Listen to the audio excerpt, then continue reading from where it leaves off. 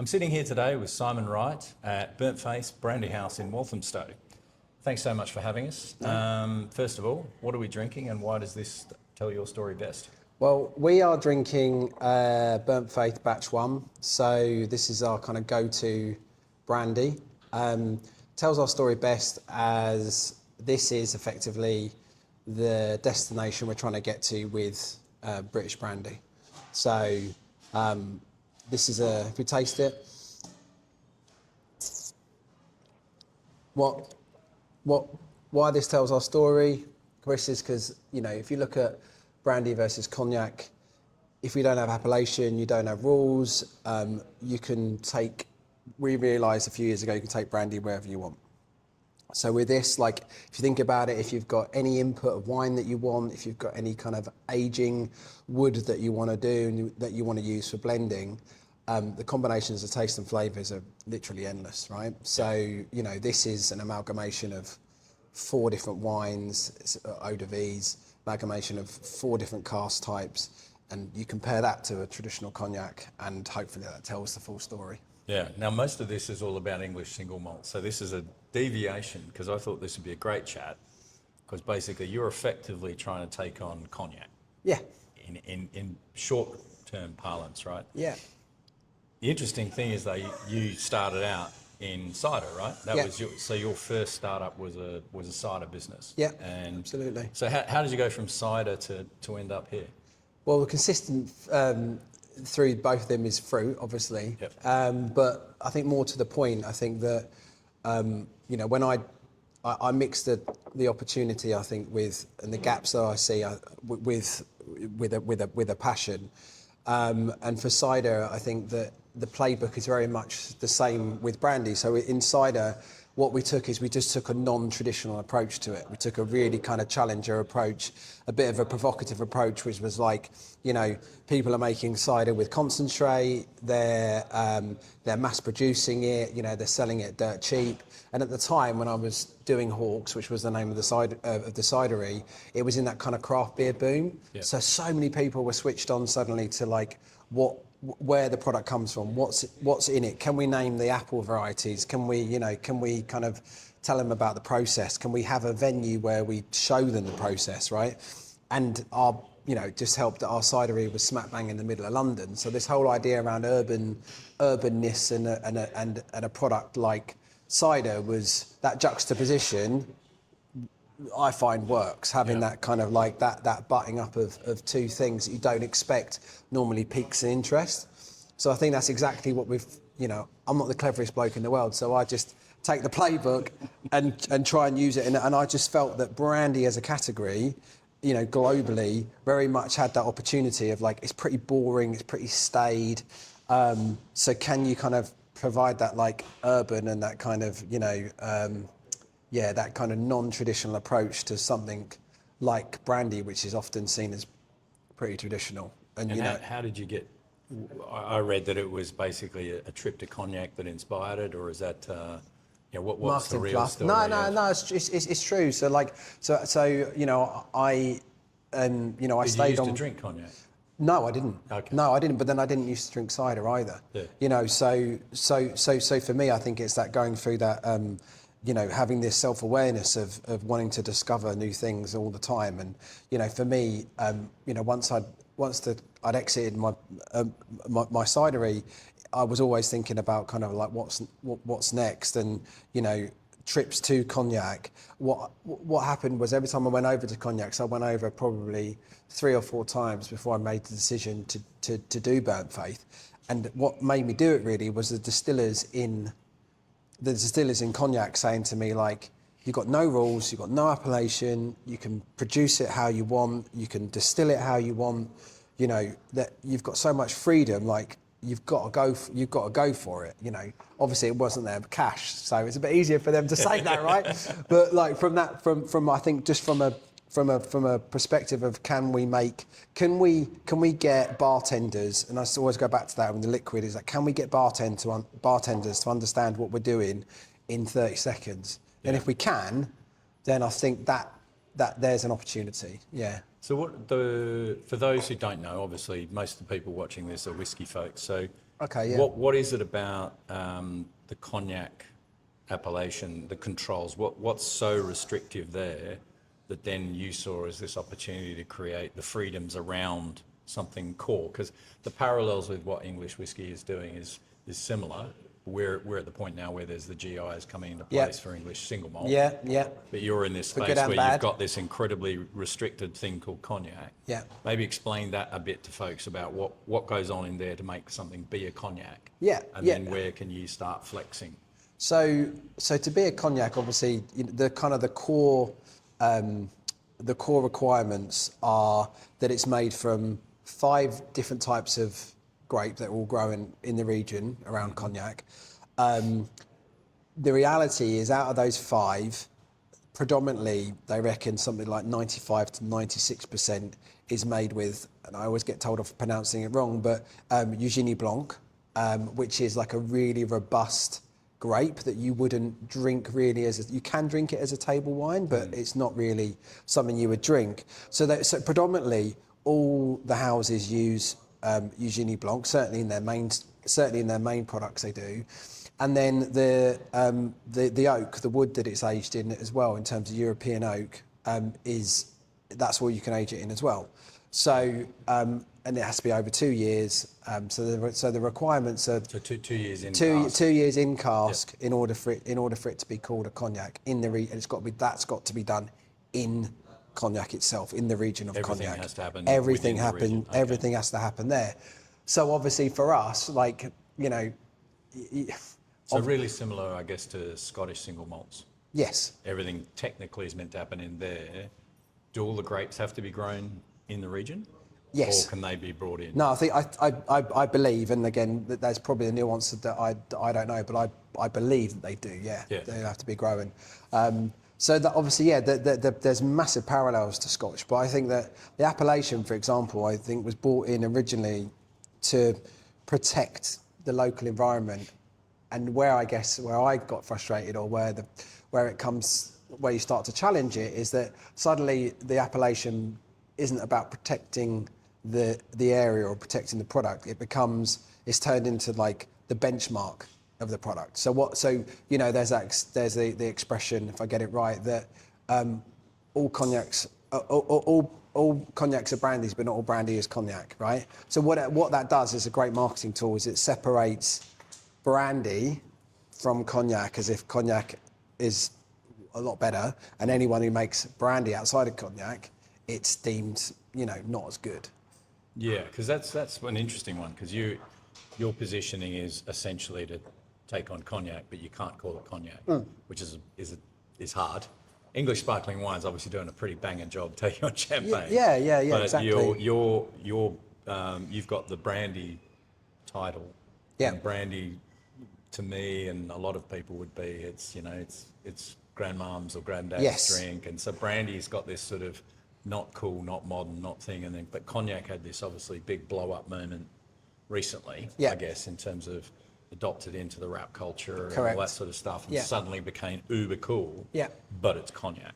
Yeah, And no. that must be hard to butt up against and challenge. It is, but I guess that whereas founders of businesses, where we're often wired slightly wrong, is that we see that butt up and that challenge as an opportunity. Well, at least I do, and I guess that always throws up the the kind of bit that you're trying to convince other people and yourself that if no one's done it before, does that mean it's because no one wants it, or is it because no one's had the ambition or had the thing to go the full way and try and do it? And I think in the UK, we have such a historical link to cognac as well, right? Don't forget, like, probably at the end of the 19th century, pretty much most of the dark spirit that was drunk in the UK was brandy, was cognac, right? So it was only till the phylloxera disease came in cognac in around the 1880s that people then couldn't get cognac, so they then that's where whiskey started to become a little bit more popular. Right. But so we do have this intrinsic tie-in with the world of brandy, and I guess where we've kind of survived a little bit and coming against that kind of cognac thing is people still often ask in the UK for a brandy and So it's brandy and Coke. It's not cognac and Coke, right? So there's still a little bit of that. So we're holding on to that. But I'd be lying if I said it wasn't a challenge. But I guess that's why we've built this to try and show people. Yeah. And is it more? I would have thought possibly harder, almost a little bit for on-trade and cocktail. Yeah. So where the listing says cognac, whereas if it's changed to just brandy or a brand, that's a little bit. Is that a bit more of a challenge for the on-trade folk to? Because they obviously just want their cocktails to sell. That's what they want. They do, and I think that I don't know whether or not you find this in whiskey, but our challenge in brandy actually and cognac is that, let's be honest, cognac is 4 houses, right? That's pretty much the predominant, the predominant market's 4 houses, and those 4 houses, I would argue, trade off the brand rather than the liquid, right? So if you go into most decent cocktail bars, you've struggled to find a brandy cocktail. You know, years ago you had a Brandy Alexander's and and whatever else, or sidecars.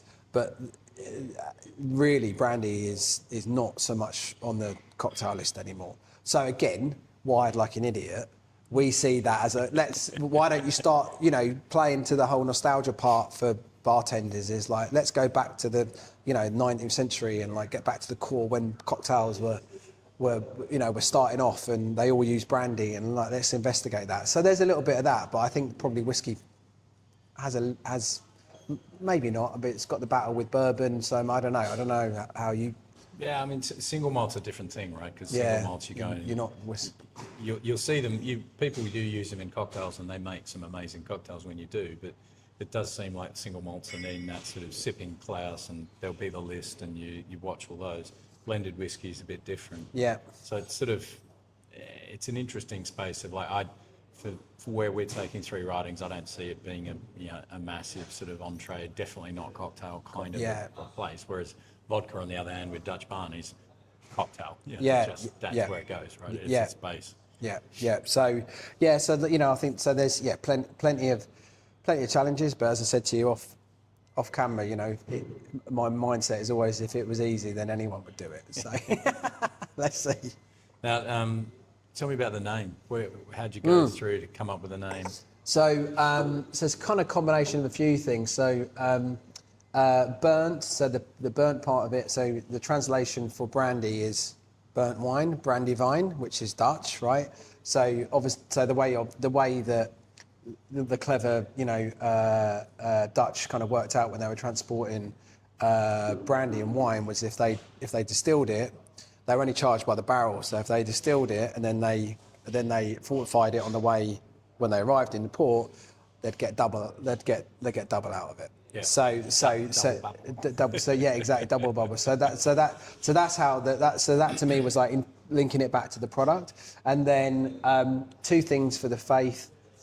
Definitely, you need a lot of faith to do a project like this. I think you'll agree, whether or not you're laying down any sort of start-up in dark spirits, a lot of faith. And also this venue that we're in now, this used to be a Pentecostal church. Right, okay. So it kind of came to, I actually had the name before, and this is why when we came here, we chose this place, because I was like, oh, that link's lovely. And I think, again, that juxtaposition of burnt faith sounds a bit kind of like that we're trying to burn down a bit of the old traditions or go against it. I'm not a terribly religious man anymore, so so I'm fine to go against it. Yeah. So. And then, so you had the idea of this that you wanted to do this before you found the location. Yeah, definitely. And so you were basically hunting for somewhere to build this. Definitely. In the area that we're in now in Walthamstow, actually it's very much like what the cidery area was like. So behind us here is about 6 craft breweries on an estate. So there's an urban winery as well. So there's quite a good conurbation of I guess kind of artisan products. There's bakers as well and things like that. So it just felt a good place to come, and it just so happens that it's a 20-minute cycle from my house as well. So that always helps. So now, had you located the still here and figured that part out first? Which sort of bit came first? So you had the idea of the brand, the idea of the concept. Correct. Had you sort of found that, or were you doing it all parallel? I was kind of doing I certainly was, because I had some cash obviously left over from my exit. So I was able to kind of get things going. But part of the journey for Burnt Faith was kind of doing little bits and raising money as we go and proving concept as we go. So for me, it was very much like create the brand, show the opportunity, and then raise some money to go and buy the kit. And the kit took nearly 2 years to get, right. So that was a long time coming. So tell us about that. Why did that take 2 years? Just a multitude of reasons. Predominantly because I'm not sure that an Englishman who can't speak much French going into Cognac and trying to buy a piece of kit is the most appealing purchaser in the world, especially not to the cognac guys who don't speak a word of English either. So there was a bit of kind of marrying there, but luckily I had some help along the way from some quite experienced kind of cognac people, which allowed me to get through the door. Because Cognac is an amazing place. It's fascinating, but it's very quiet. And you think for something that's a multi-billion industry, you rock up in Cognac and you would not believe that at all. Yeah. There's not many tourists there or whatever. So, it's a bit of a closed shop. So to kind of convincing the guys who made our pot still that we were serious, even after I'd laid down 50% deposit, they still didn't believe I was going to do it. And that wasn't cheap. Okay. So this was this was made for you. This wasn't a second-hand one. Oh no, yeah. Well, it's a combination of both. So the copper parts and the general makeup of the pot still is refurbed. Yep. But then we have we have quite a few nuances in the pot still that you're not allowed to have in Cognac because of the appellation. So, for example, our pot still is steam.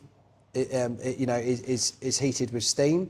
So for us, what we feel that gives us a kind of a more well-rounded product as opposed to open fire, which is very much concentrated into the top of the swan's neck. And also we use a heat exchanger for the wine rather than in Cognac. The chauffan, which is kind of like the mushroom part that you often see in Charente setups, that normally in Cognac is the preheater for the wine to then go into the pot still, because obviously you're not going in just for, but we can use a wine heat exchanger, which obviously is speed heating the wine, which is again much more efficient. There are lots of tiny nuances like that again I wouldn't have known unless I'd kind of done the pilgrimage to Cognac. Yeah. And what was their first reaction when you first turned up as an Englishman? Saying, I want to do this. Just like why? Why would you do it? Like, there's no market, but is there a market for what you're trying to do? Are you crazy? And just the typical stuff that you'd think. But England as a Cognac market, or the UK, should I say, the UK is the third biggest consumer of Cognac. So 633,000 cases a year, right? So obviously behind China and the US. Yeah. So to me, if I can have 5 to 10% of that, I'd be happy. Dream big, why not, Chris? Why not, Chris? Dream big, right? Yeah, exactly. So then, your approach to how you've taken those. So you've gone traditional to a degree with the setup. Yeah. But then where have you started to move away, and what are the areas that you've explored so far in terms of where you can explore flavour and explore creating a liquid that's driven by the liquid? I think obviously with batch run very much is very much does that, but I think that kind of what people forget is when people are looking at fruit as an example and fruit additions to stuff, right? And I know you guys have had some real success with some of your Dutch barn fruits, addition. Well, brandy is distilled fruit. It's what it is. We're starting off with the raw material. So, for example, we've had a very successful apple brandy, which obviously traditionally is called Calvados, but we've got a very successful apple brandy that we did as a collab a couple of years ago. I think there's a lot of legs in apple brandy coming from the cider, we are the cider nation of the world, right? So I think there's a lot of scope to move in for us to move down that direction. And again, and then just having some fun with it. You know, we've looked at things like pineapple, mango, cherry. You know, we've done the MPD that we've kind of looked at is a peach, all these kind of things is amazing. Some of them work, some of them don't. But I would say that the great thing about say brandy is that eau de vie starts off from the fruit, so there's a lot of authenticity in that. We've done things like coffee as well, which works. The contrast works brilliant with the subtle sweetness of the brandy as well. So, you know, I guess my problem is too much. Too much MPD, like, you know, wanting to move on. Well, you got to focus. I mean, that's, you know, that's a big thing about, like, we were talking earlier about you know, we had, obviously Dutch Barn originally was, and I'll come back to that, obviously it's made from British apples. Correct, that's right. And then I resisted the urge in Dutch Barn to go into flavours for a while, and then eventually just kept having people say, oh, do you do flavour, do you do flavour? And people were getting tired of gin. And then, so we launched the original flavours, and then they just blew up. And everyone's like, fantastic, flavoured vodkas that are actually good and made well and taste amazing. Yeah. So that's then become a huge part of what we do. But we were also doing gins, because sort of we had people come in the distillery, people always like, oh, do you do gins? So we did some gins. And then before you knew it, we had all these vodkas, all these gins. Then we combined 6 O'Clock Gin in there, where they had a crazy number of SKUs. They had like something like 150 SKUs. Oh, right. That makes you feel better now. They'd done it. They'd done vermouth. They'd done every form of gin you can imagine. Yeah. But they'd done some really cool. They were already well into RTDs before. They were like one of the first movers in gin RTDs. So we've now honed in, because NPD is fun. I really enjoy that part. Yeah. But that's where Three Writings came from, was playing around with that. We've got another one sitting in the hopper in the background, which is now just basically in my brain. Okay, Dutch Barns. Sounds dangerous. Three Writings here. But we made, early days, we had an experiment with some of the apple spirit when we pulled off the still. The distillers said, oh, let's shove it in a cognac cask, see what happens. Yeah. And I've actually bought you a little bottle. Oh, have you? Excellent. I look forward to trying that. No. It's one of these ones that whenever I did a tour with anyone, I would always pop the cork on that and say, have a smell of that cask. And it was just smelled amazing all the way through. Yeah. So. No, I think it's like that one is like, but you're not Calvados. No. And so then you go, no, we're an apple brandy. And if you taste most British apple brandies, not so great. Not so great. No, not so great. I mean, I think the funny one with us with the collab was I'd already, the collab was 6 years old, because it was a collab I'd done with East London Liquor Company when I was still at Hawks.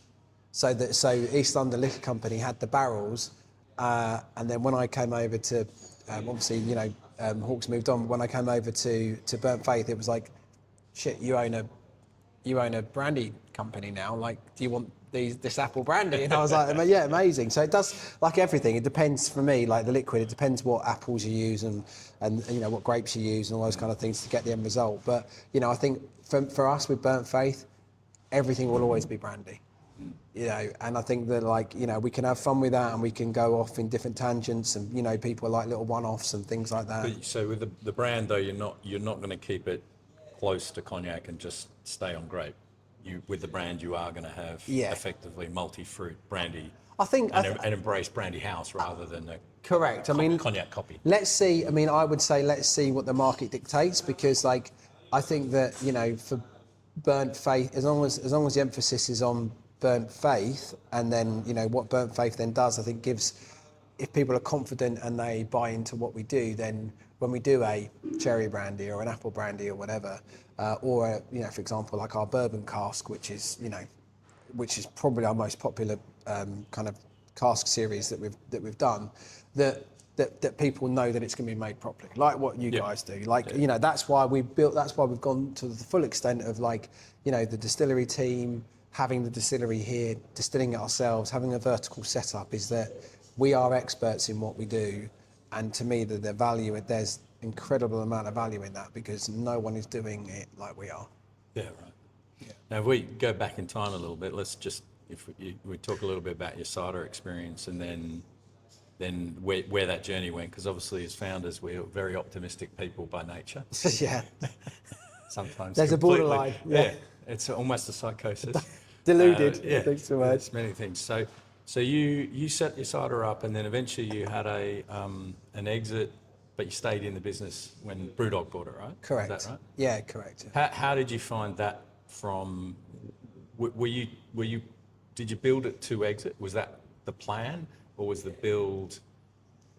exit to Brewdog sort of almost part of what you had to do to make that It's the next step. keep going? Yeah, I think that my philosophy on that is if you build a business to sell, you won't build a good business. Is my mindset. You won't build a good brand. Totally agree. Because I think you just start worrying about every life. I do that. What are they going to say? Are they going to like that in the future or whatever? So I was never worried. About that, and I never thought about that.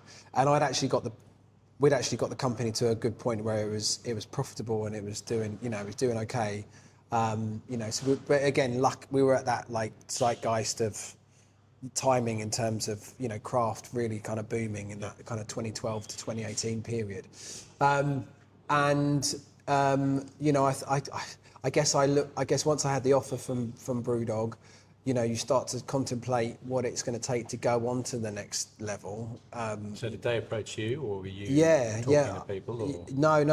We got I got an email on Boxing Day, and saying I'd like to come down and have a look, and that's what James did. He came down and had a look, and I think probably by the first week of January we had an offer on the table.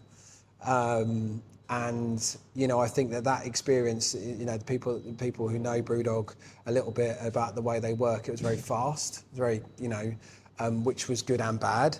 And then that obviously then continued for the period after that. And I think that I was saying to you off camera that the way after you've sold your business, I think that you have to have a bit more of a kind of reality now looking back on actually what influence you've got in the business still. I was still kept on as the CEO of Cider and go off and keep doing what you're doing. But within 6 months, this is knowledge, this is public, this is out there. Like within six months, like everything began to change massively. Yeah. The product, the liquid, the names, everything began to change. And then you kind of like start to question the whole thing, right? So, I mean, look at it now. Unfortunately, like the whole setup, I mean, if you look at, I left in 2020 and, when they took us over in 2018, like Hawks was in most of the major retailers. It was probably it was the fastest growing craft cider in the country. And within 3 years, it basically disappeared. Yeah. Hard to watch?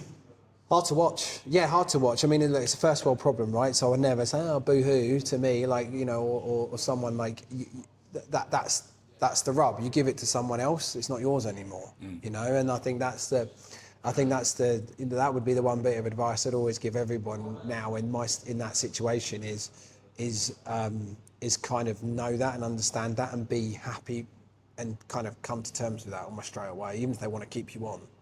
Yeah. So I learned a lot, but then I also learned a lot being in Brewdog as well for 2 years, and that from James as well and Martin in terms of their ambition and the way that the speed and the scope of how much they wanted to grow the business at the time. So obviously it's a shame what's happened to it now, right? It's a big shame, but I also learned a lot from that. I don't think I would have done this if I hadn't have thought the kind of fuck it, we can do it. Yeah. If it's there and the opportunity is there, we can do it. You make your bed. Yeah, what you've said there is right. As long as you get something out of it from a learning and progress, and then what you do next, you take those things on. I mean, I had a similar-ish experience. Like when my big mining project I worked on exited at beginning of 2020. They were desperate to keep me on as the CEO of the business, and went straight into COVID and lockdown. So it was like a bizarre world of scenario where suddenly I was at the top level of this massive multi-billion-dollar mining company, sitting there trying to still do this thing. And then eventually I was having ongoing conversations with the CEO, just saying, look, you don't need an entrepreneur to run this inside this beast. And the culture clash of I can adapt to this, but I'm not getting, you're not getting the best out of me. I'm Yeah. not getting the best out of me. You are pushed very hard to say, look, you need to bring an engineer in to do this Yeah. part of. And they're like, no, we want you to transition from entrepreneur to intrapreneur, which was a phrase that I got taught by a management consultant. Yeah, right. And at the time I heard it, all I the just went, subjects. yeah, that sounds good. Yeah. I think the reality is as well is that you've got to have that awareness as an individual that lots of founders don't make good managers. Yeah.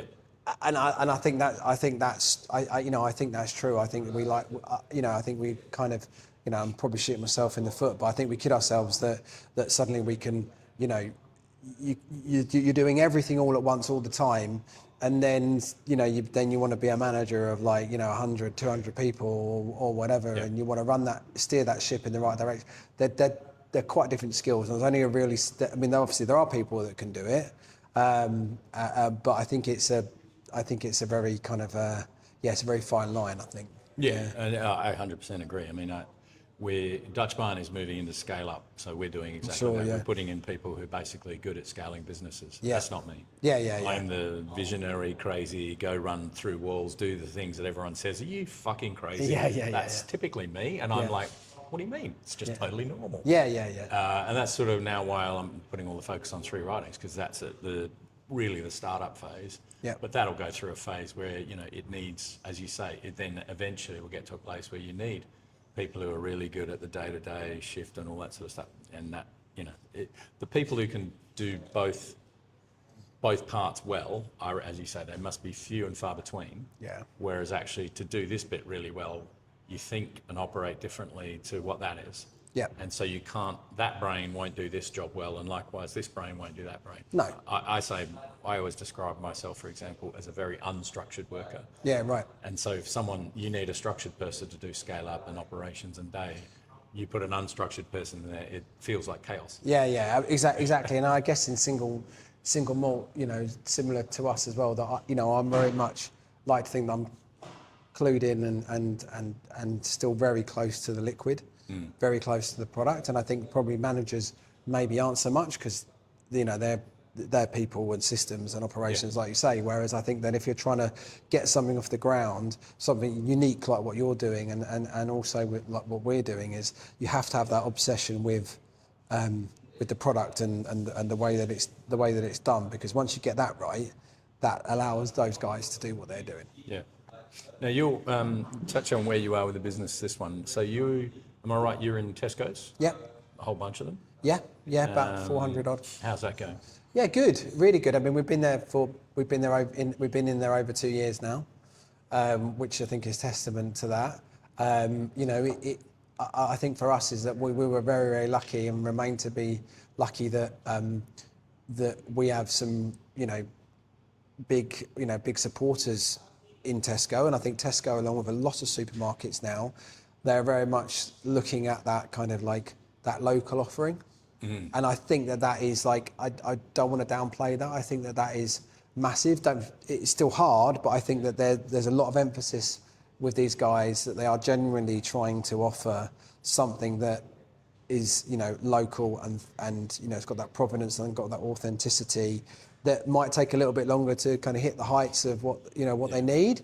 But I think that they are generally trying to work with businesses like ours, so long may that continue. And I think that for us and for Brandy especially, the retail play is huge, because there's massive consumption at home, the occasion of drinking brandy at home, and thoughtful thoughtful moment or a shared moment with people is massive.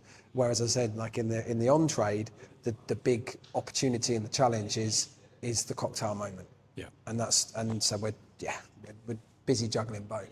And you've got RTDs as well. We have got RTDs. I should have placed one of those on the thing. Maybe we can crop it in. The RTDs, again, thinking about the I would say that Burnt Faith is like an emotional choice. Like I want to support local, I want to try something different. Whereas I think the RTDs are based around a need state, right? A rational decision of, I normally drink cognac, for example. I normally drink cognac and gin. So our kind of main skew is brandy and ginger ale, which is one of the biggest kind of like combinations.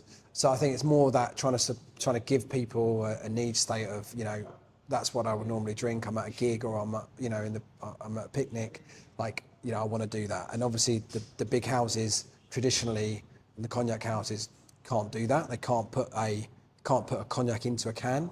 Has to be in a bottle. So in order for it to be called a cognac, so that gives us an advantage. I nearly said a big advantage, but it gives us an advantage. And I just think the occasions are changing, right? I mean, I know you guys have, with Dutch Barn, have done a whole... We just moved into the RTD. Done a whole load, yeah, exactly. So, like, again, I think all retailers are going to just start to look for what are the best offerings in that category, you know, from that producer, and start to kind of veer off like that. So, yeah, watch this space. Yeah. So, getting your perspectives of then trying to take on cognac, take on brandy, what's one piece of advice you would give to the English single malt category in terms of how they take on the beast that is Scotland? Well, if I'm being really honest, I kind of feel that there's that opportunity that maybe has gone in a way. I don't know, like in terms of like the new appellation that's coming in. I kind of was looking at that fairly recently and thought maybe there could have been a bit more scope. I mean, I don't want to get shot down, but I thought maybe there could have been a bit more kind of like allow yourself a little bit more freedom. In that may have been great, but I think that certainly having all of the malt that's coming from England, right? That's part of it, right? I think that's a massive thing. Yeah. I think that's huge. I think that's so important. So I love that side of it, and then I also thought that perhaps there you could have been a bit more thingy with age or something as well. Could have been a bit freer, because with brandy, for example, the EU definition of brandy is anything over 6 months. Oh, right. Yeah, okay. in barrel. Yeah, anything over 6 months in barrel. Look, don't get me wrong. You're never going to get a huge, you know, kind of well-rounded product like that. But you can get something quite interesting, something quite fresh and quite challenging, and you know, and quite mixable, certainly. So I would say, you know, from my point of view, concentrate on your brand as well, and concentrate on what your slipstream is, because, you know, I think we try to kind of like, you know, you'll see around, we've got signs that says brandy is boring, and like we try to, you know, we that's our slipstream, is to be a bit, you know, is to kind of like almost look at ourselves and don't take ourselves too seriously. So that's us and non-traditional. And if you're going into single malt, it's like, what do you want it to be? Yeah, what do you want to challenge? You know, great. Like there's a whiskey that I know called like Smokehead, for example. Like, I don't know if it's the best whiskey in the world, but it certainly stands out for its positioning. Yeah. You know what I mean? So I think that's the thing that anyone who wants to build a brand in any category, whether it's single malt or anything, is have that direction of travel in your mind about where you want to take your brand, because that, at the end of the day, that's the thing that differentiates you from everybody else. Yeah, I mean, it's been fascinating. So this part of this series is chatting to some other English whiskey founders and just hearing everyone's thoughts. And the GI, I think, that has been done, I think is pretty good. It gives enough freedoms to pursue great whiskey, but then also creating clearly in what is quite a crowded category globally. Yeah. When you just step out of what is, you know, Scotch and Irish, is when someone say in 10 years time, in English single malt, they know what it is. Yeah, got it. Yeah. And if you're too broad, then you could end up with a little bit what you're describing there, where you got brandy and you could have like 20,000 different variations. Correct. Yeah. And you're taking on something that is overly strict in Scotch single malt, in terms of must be oak, must be single location, single grain. Technically all meant to happen on the one side, but not quite. The grain can come from pretty much anywhere. Yeah, no I know. one knows, which is one of those dirty little secrets. Yeah. So the things that they've tightened up, I think, for English, I was really pleased with. The process things, like what we do, is a little bit different. Yeah. So we have a column to start that we Okay. that is really key to the kind of liquid we want to create. Okay. Can't do that elsewhere. No. To be a single malt. So it gave enough freedoms, and then we've tightened up for 3 writings to make our brand. We've tightened it even more. So our barley is Yorkshire grown. Yeah. And then we do everything inside the 3 writings of Yorkshire. And Okay. So built the whole Oh, brand that's nice. around 216-year-old maltster, 200-year-old brewer, and then the young upstart distillery working together to basically create the best of Yorkshire. Yeah. And recognising these steps of flavour that, you know, most people, when they make a whiskey, you care about maximum productivity and maximum alcohol yield from your grain. Yeah. Because you want a clean spirit, and then you're using the maturation and the woods to hit flavour. Yeah. We and a number of the other English distilleries are actually saying, well, everyone can buy the same wood, pretty much. You know, you can try and, like, some people are trying to buy, you know, places and restrict supplies, but pretty much everyone can buy the same wood. Yeah. So where are you building the flavour that's different? What's your differentiation Yeah, beyond yeah. just brand? Yeah. So coming all the way back then and recognising that, you know, the malt selection for a really great beer is very different to a malt selection to what you make a whiskey from. Yeah. So we're making all these choices where we're making a great beer and then distilling that, rather than we just want to get maximum yield and productivity. So Yeah. our cost basis No, is no, I know, but we're doing it for pursuing flavour. But I did love that about it. I must admit, actually thinking about I did love that you're allowed to get the beer from technically wherever you want from a brewer, right? And I think I do actually think that they makes know how to make good flavour from the malts. Yeah, 100%. And you know, that's a bit like us with the wine. You know, like you know, we you know, especially for our English, you know, our English stuff, go into, you know, the top English sparkling houses, because that, you know, that ultimately that raw material does have a massive impact on what the finished eau de vie, or, you know, is. So I did, so I, you know, I've just come back to my mind. I did really like that, and I think that gives you a lot of scope to do a lot of cool stuff as well. Yeah, so. I mean, one of the ones that I didn't know until I spent the day at Theakston the other day, shooting some content, but sitting there over the Yorkshire Square open top fermenters, which is something that is like really traditional way of fermenting beers. Yeah. And it's just this powerful smell of banana and orchard fruits, and it's the yeast. Yeah. It's nothing else. Yeah. But it's the yeast they're using to make those flavour profiles for beer. When you then taste 3 writings, you're like, oh wow, banana and orchard fruits. It's the yeast. It's got nothing to do with anything else. Yeah. But that yeast is not high productivity, smash it through. No. Yeah, it's about flavour. Yeah. And I hadn't really just made that final leap of like, okay. I'd always knew yeast impacted flavour, never to that extent. Yeah. Where they were actually positive attributes to our spirit. Like whenever anyone's tasting, oh wow, that like caramelized banana smell and taste. Yeah, I can imagine. Now I know where it's Yeah, this and that gives you ancient so much yeast scope, that, doesn't it? Theakston's yeast variety is theirs. Yeah. It's shaped by the building. It's shaped by the environment. Yeah. That's really cool. Yeah, no, I think Really that cool. when you put it like that, that's like endless possibilities, right? So almost wrapped up. What have you changed your mind on since you started this? What did you think, and you've gone, no, actually that was completely wrong? Where have you pivoted?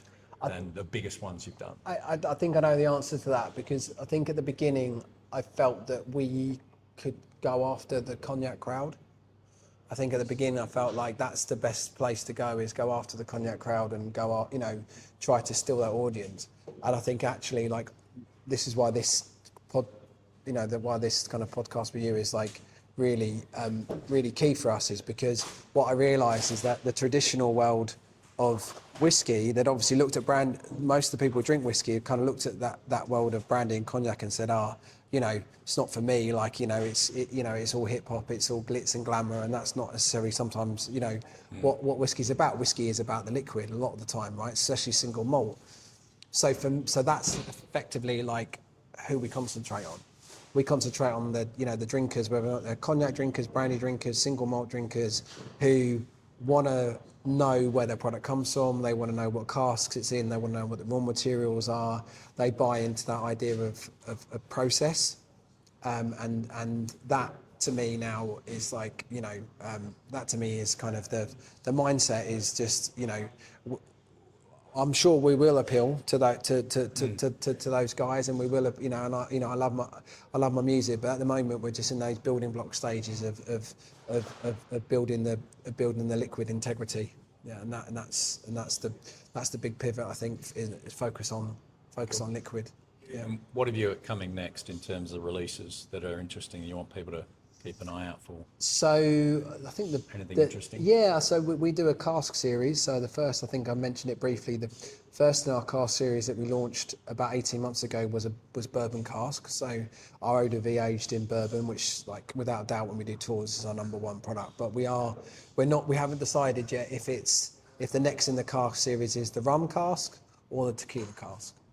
So both are tasting pretty good. So, and we'll probably only do maybe 400 bottles of those or something. So, yeah. So if you know, that's the one to watch out for. Hopefully, October time. Cool. Right, the last bit, the last drop. Okay, this is going to be the big question. This is going to be the big question. Questions. Oh, okay, fine. Now, I've tried to tailor these, and I'll probably mess this up completely to make this more cognac focused or brandy focused rather than whiskey. Whiskey so focused. I'll do my best. I'm sure people love it. So, favourite brandy you didn't make? Favourite brandy I didn't make, I would say definitely is Hein, which is a cognac. Yep. But quick thing on Hein. Hein used to, years ago, age the cognac for 2 years in cognac, and then with it being an English company, they used to bring it over to England and finish the aging process in England, in Bristol. Which gave it a really flute flavour. So Hein is definitely my number one cognac. Okay. Well, might answer the next question. Okay. Cognac house you most admire? No, that's different. I most admire Hennessy for the brand they build, but also their links back to things like during the Second World War, with links back to black soldiers, and, you know, integrating, you know, kind of diversity and cultural groups in their advertising throughout the kind of like 70s and 80s when no one else was doing that. Yeah, cool. So big kind of props for Hennessy, not just for the glitz and glamour, but for that stuff as well. Okay, most underrated part of brandy making? The part of it I would say is the wine. That is a part of it, which I think, you know, I think it's fair to say. I think that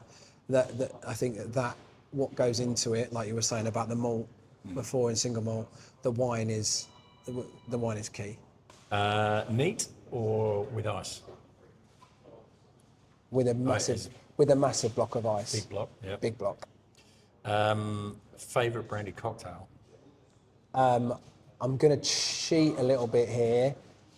Mine is what we call our burnt Negroni, which is a Negroni, obviously, but you take out the gin and use the brandy. I've made it at home. It's yeah, nice. Yeah. So I think it gives the Negroni a viscosity and a depth that you don't quite get with the gin, because a lot of brandy is very similar to gin. So. Grape you'd love to use but you haven't used yet? Chenin Blanc. So I'd love to. The plan originally, and it still is the plan, is I would love to do 2 seasons.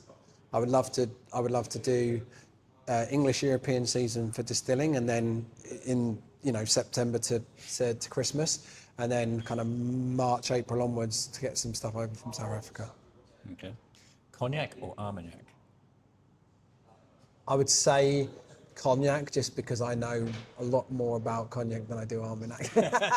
Although Armagnac is really fucking cool, but it's more that kind of mezcal cool where you know it's cool, but you don't necessarily know all the reasons why. Age statement or no age statement? Definitely no. Obviously, I'm going to say this, but for me, no age statement, because age should not be the precursor to how good a product is perceived. Favourite cask finish? Bourbon. Dream distillery you want to visit? Oh, good question. Dream distillery that I want to visit. I Ella's would say Farm's Ella's Farm. pretty It's good, got to be Ella's Farm, right? It's got to be Ella's Farm, definitely. No, You know, I would say, I think I'm going to stick with Ella's Farm. Ah, good man. Dream person to share a glass with? I would love to... Dead or alive? Dead or alive, wow. Probably for his exploits in drinking cognac, probably Churchill. And your desert island bottle. Desert Island bottle, great question. Desert Island bottle, I would say I'm going to cheat. I'm going to go with my own, and I'm going to go with Burnt Faith Coffee Brandy. Cool. So thank you very much. Cheers. I haven't got anything. I've drunk it all. There's a little drop there. Cheers. The last drop. There you Thanks go. a lot. Cheers. Cheers, Chris. Thanks for that. Cheers, mate. That was good. That's good. Thank you for that.